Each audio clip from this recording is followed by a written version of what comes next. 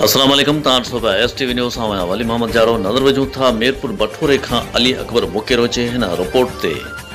नाज़रीन, मीरपुर बठोरो अवामी तहरीक ज़िले सिजावल जो इजलास ज़िले सदर हुसैन आज़ाद की सदारत में अवामी हाउस मीरपुर बठोरे में कयो वियो, जंहिंमें ज़िले के अहम मसइलनि ते गौर वीचार कयो वियो। इजलास में सागर परिहार, परवेश मेमण, अज़ीज़ मेमण, अयूब बाइतार, मोहम्मद डेथो, मुर्तज़ा ज़ौर, रज़ाक बाइतार ऐं ॿियनि शिरकत कई।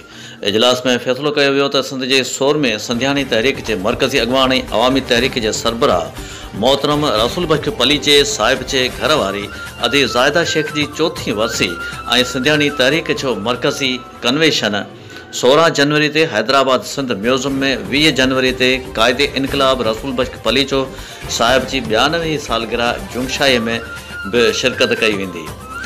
30 जनवरी ते ज़िले सिजावल अंदर वधंदड़ बदअमनी, भाण की ब्लैक मार्केटिंग, पानी की खोट ऐं ॿियनि मसइलनि ख़िलाफ़ बुख हड़ताली कैंप लगाई वेंदी। इजलास के अॻवान ख़िताब कंदे चयो त ज़िले में पुलिस इंतज़ामिया की नाअहली सबब बदअमनी में इज़ाफ़ो थियो आहे। हुन चयो त भाण की खोट इंतज़ामिया की नाअहली करे आबादगार सख़्त परेशान आहिनि। शहरनि जा तलाव सुकी वञण करे माण्हू पीअण जे पाणी लाइ बि एहतिजाज करण ते मजबूर आहिनि। मसइला हल न कया विया त तहरीक हलाई वेंदी।